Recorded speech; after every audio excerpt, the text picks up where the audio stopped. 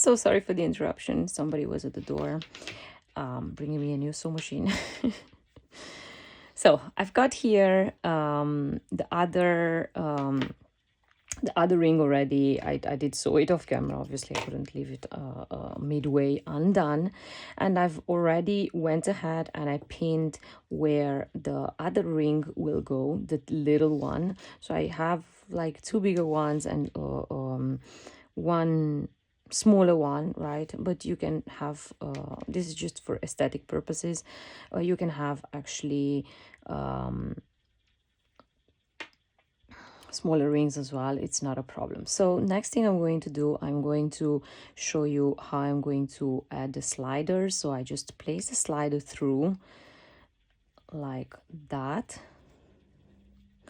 and I do open it a little bit like this, right? I'm placing through the ring, and then I turn it gently and I'm placing it underneath one, and then one more time underneath, again through the slider. So it can be a little tricky. Go slow and don't get confused, right? And I'm just opening here more so it's easier for me to stitch, and then I'm applying it. I'm placing it here under my foot very gently, and I start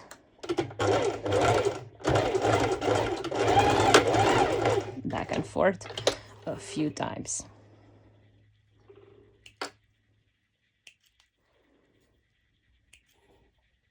All right.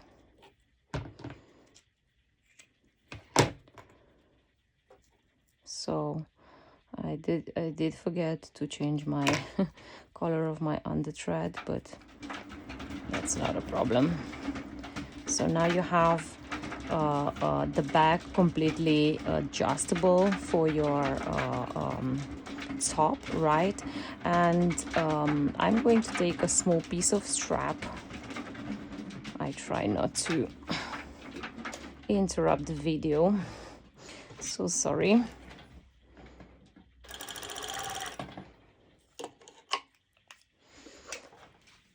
And so I cut this little piece of strap, and I'm going to be taking the little ring, placing it through, and then I'm going to attach it to my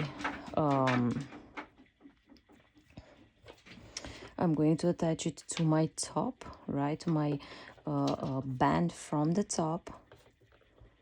So sorry. And perhaps I will be needing here a little help from my hump jump, because I see that my foot is a little, let's just say, lower. So I place it in under, and I cannot stress it enough. Be very careful on not hitting your finger and neither the ring. So I didn't need the hum jumper, but I did need to give a little push, pull and push to my sew machine. If this is not possible, you can always do a hand stitch. Let me just say that I did a lot of hand stitching before I got my zinger. So that is already attached to the top, and now I'm going to try to place it for you to be more visual. So that's the back piece of the top, right? And I'm taking my shoulder band and my other slider, and I'm going to slide it through it like this. And I'm going to do exactly the same procedure like before. So placing it through the little ring, and then I'm opening, so I'm sliding some strap up so it's easier to slide it underneath. And you see here is very quickly easy to get confused, right? And you have to make sure that you're not turning the strap whatsoever.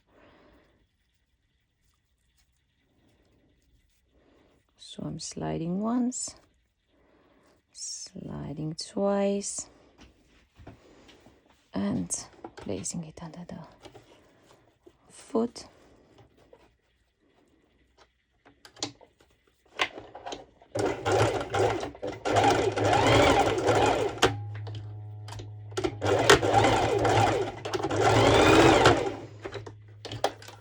And I mean, it's not a perfect stitch, but I will go ahead once again and I'll try to do it a little better.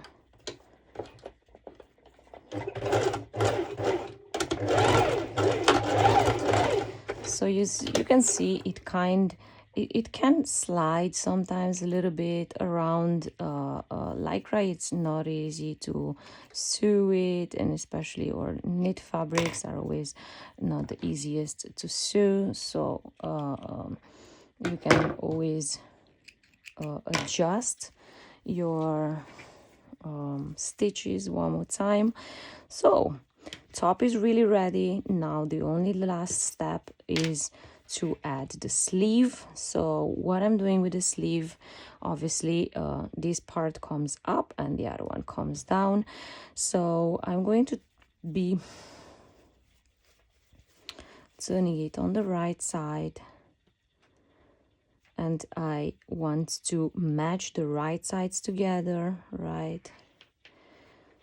So I'm starting again from the seams like this, and I'm going all around the curve. But actually I used to have a trick for my sleeves. Yes, that was the trick. So I've just turned it and now it's much easier to work with. So I'm going all around, pinning it. I'm not going to show this on camera because it's all very easy. Should be matching together, everything. And yes, I'm going to serge it, right? And once I've serged it, I'm going to top stitch the bottom part of the sleeve. So I'm practically folding it inside like this, about a centimeter and a half, and top stitch all around. Obviously with my cover stitch machine, you can do it with your zigzag stitch or a cover stitch machine. If you have any questions, I hope you like it. If you have any questions, please feel free to write me. Happy sewing!